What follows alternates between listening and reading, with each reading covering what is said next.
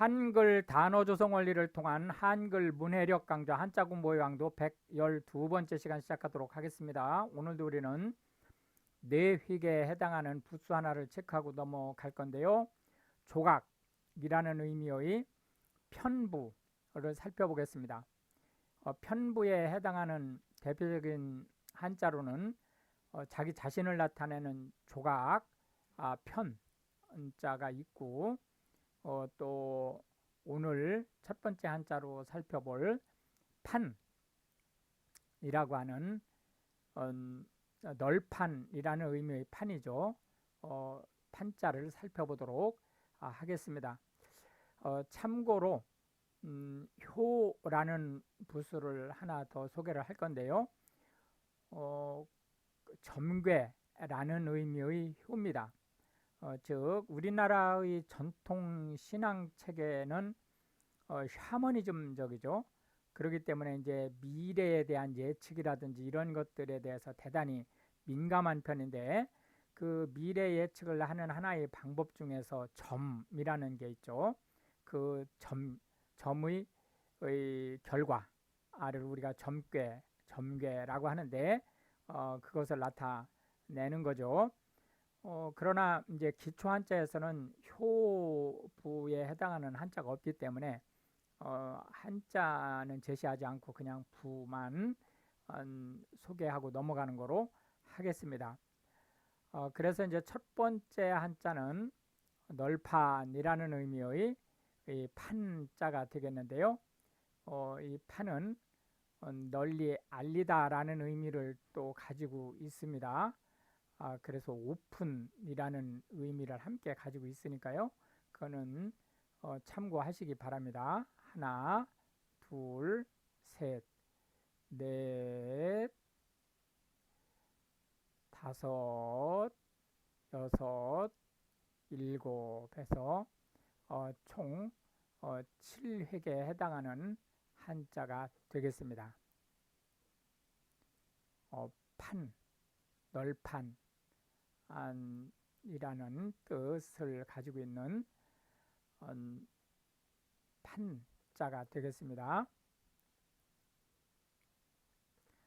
조판이라고 하면 옛날에 그 활자로 인쇄를 하던 시절에 그 글씨를 심는 것을 조판이라고 얘기를 합니다. 또 그런가 하면 이렇게 면을 할당하는 것, 예를 들어서 여기서부터 여기까지는 무슨 내용을 채우고 여기서부터 여기까지 뭐 그림으로 채우고 이런 식으로 판을 배정하는 것도 우리가 조판이라고 얘기를 할 수 있겠죠.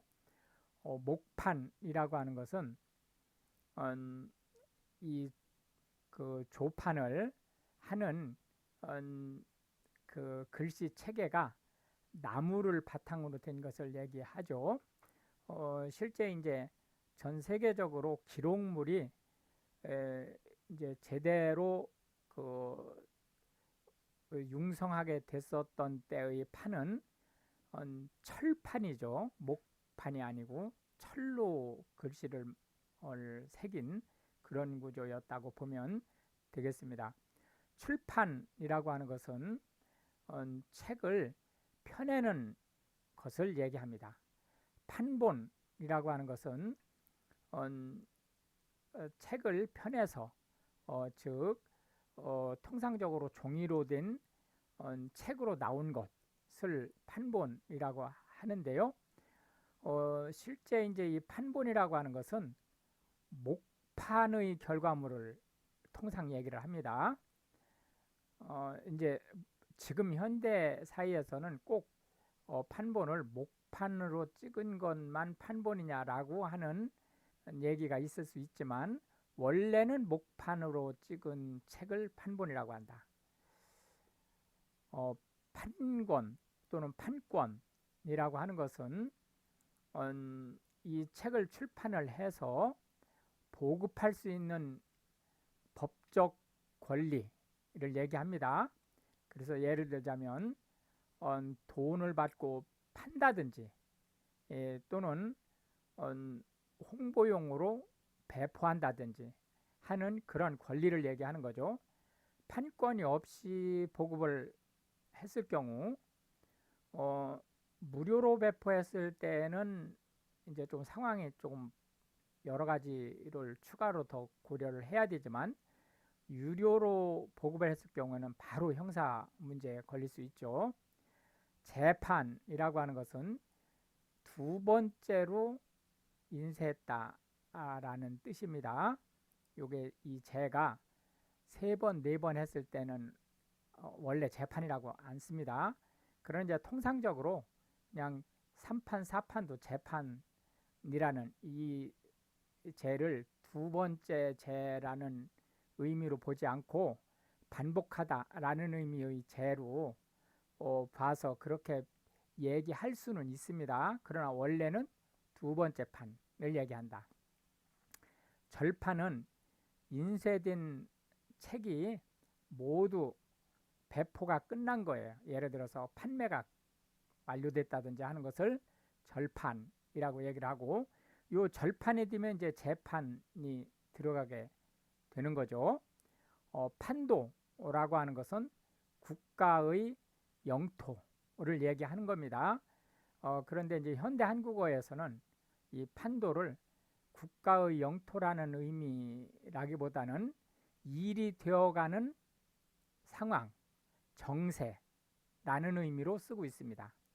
장판이라고 하는 것은 우리나라는 온돌 문화를 쓰고 있죠. 그렇기 때문에 맨발로, 즉 여기서 맨발이라 하면 뭐 양말을 벗었다는 의미가 아니고 신발을 벗은 상태에서 집 안으로 들어가죠. 그때 그 집 안에 있는 방에 깔려 있는 것을 장판이라고 얘기를 합니다. 옛날에는 이 장판을 종이로 만들었고 그 종이 위에다가 콩기름으로 코팅을 했죠. 근데 지금은 이제 비닐로 장판을 만들게 되었고 뭐 전기장판이라는 것도 있고 또 이제 플로어링이라고 해서 나무로 만든 장판도 있죠. 판화라고 하는 것은 그림을 원래는 붓이나 연필로 그리는 건데 인쇄를 하듯이 특히 이제 나무 판에 새겨서 찍어내는 그림을 얘기하는 거죠. 그러나 꼭 나무에다가만 새기는 것은 아닙니다. 뭐 예를 들어서 애칭처럼 뭐 금속이 판이 될 수도 있는 거죠. 이제 두 번째 살펴볼 한자는 흑이 되겠는데요.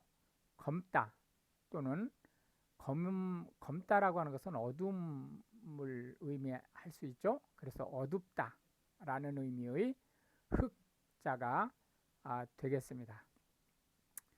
맨 밑에 불화에 해당하는 점 4개가 찍히죠. 해서 검다 또는 어둡다라는 의미의 흑자가 되겠습니다. 그래서 흑이라고 하는 한자를 보고 계신데요. 하나, 둘, 셋, 넷, 다섯, 여섯, 일곱, 여덟, 아홉, 열, 열하나, 열둘 해서 총 12획에 해당하는 한자가 되겠습니다. 흑색이라고 하는 것은 검정 또는 검은색을 얘기하는 거죠. 검정은 검은색의 이름이죠. 암흑이라고 하는 것은 아주 캄캄한 또는 어두움을 얘기합니다. 칠흑이라고 하는 것은 여기 한자로는 물감을 칠하다 할 때 그 옷 칠하다 할 때 그 칠입니다. 그러니까 옷으로 만든 물감을 칠하다라는 의미의 그 칠자인데 실제 이제 의미는 그런 옷칠의 검은색이라는 의미가 아니고 절정을 이루는 가장 검은색이라는 뜻입니다. 그러니까 더 이상 어두워질 수 없는 상태를 얘기하는 거죠. 흑백이라고 하는 것은 오로지 세상을 검은 것 아니면 흰 것으로만 보는 것을 얘기하고, 이 논리는 그에 따른 어떤 사고 체계를 얘기하는 거죠. 그렇기 때문에 복잡한 사회 현상을 이것저것 고려를 하지 아니하고, 이거 아니면 저것이라는, 뭐 아니면 도, 이런 식으로 판단하는 것을 얘기합니다. 흑인은 피부 색깔이 검은 사람, 인종을 얘기하고, 흑사병은 죽었을 때 피부가 흑색 또는 자색, 흑자색으로 변하는 병이라고 해서 페스트를 얘기하죠. 중세 유럽의 약 3분의 1 정도를 죽게 했었던 병입니다. 흑심이라고 하는 것은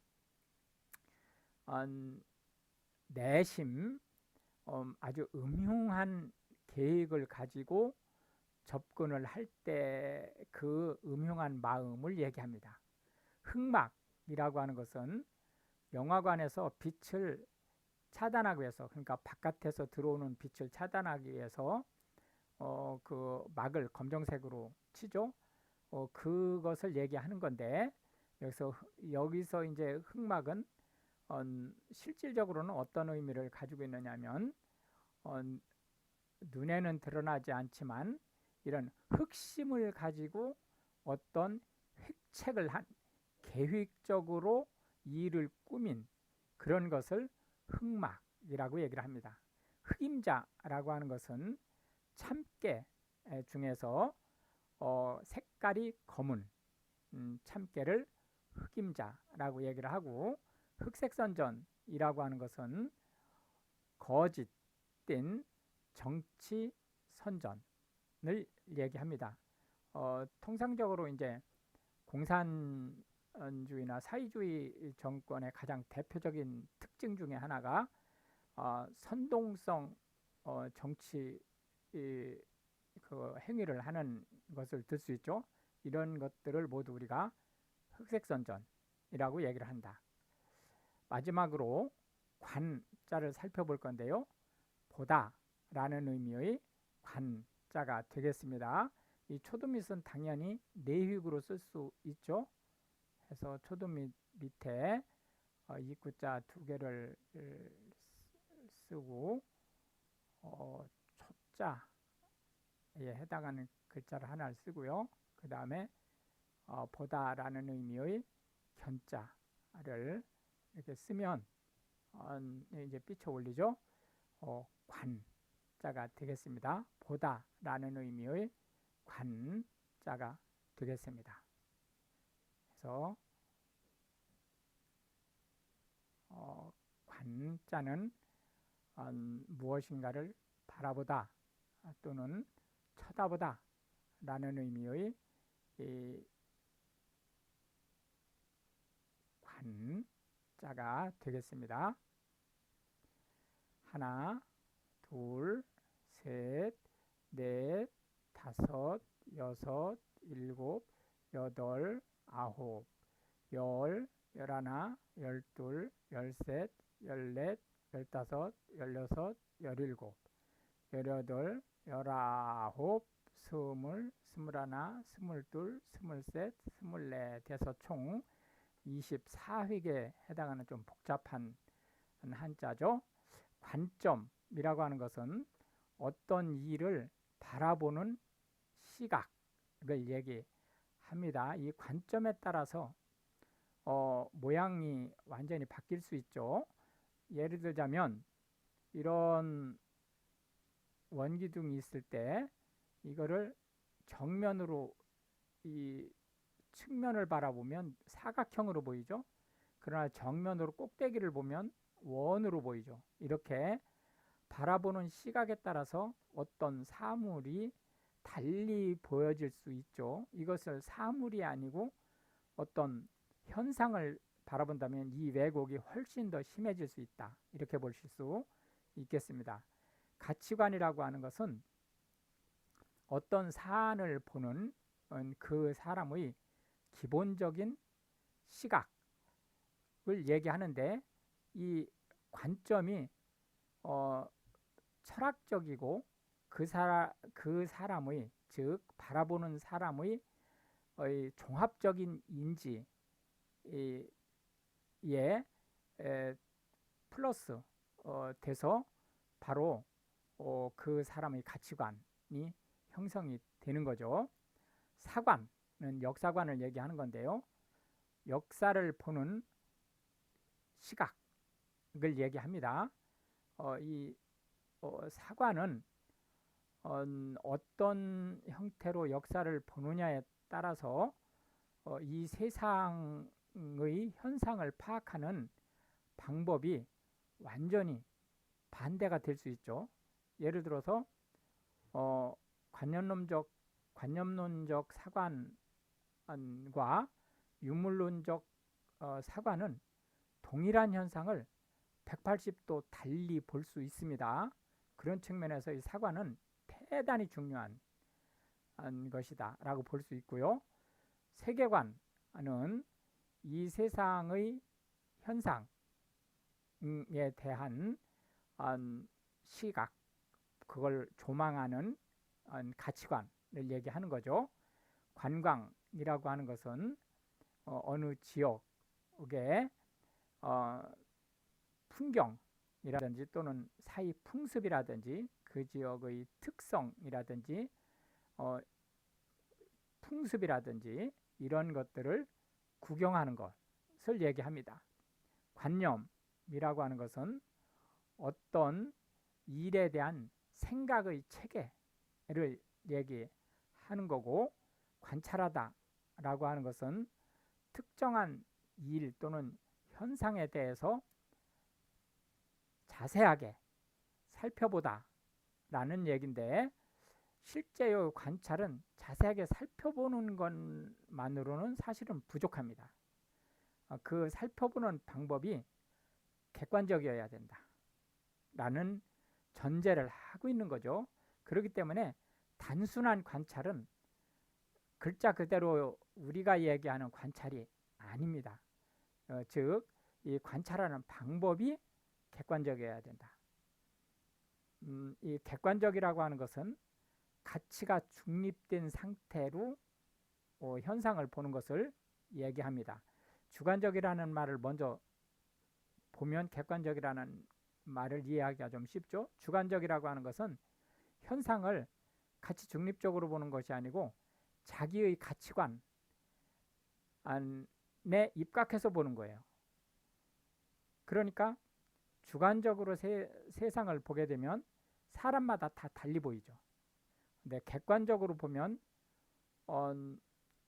물론 객관적으로 봐도 결국은 많이 달라 보이긴 하지만 사람마다 그러나 보다 이제 그 진실된 모습에 가깝게 볼 수 있죠. 관중이라고 하는 것은 어떤 공연이라든지 또 운동 경기라든지 뭐 이런 것들을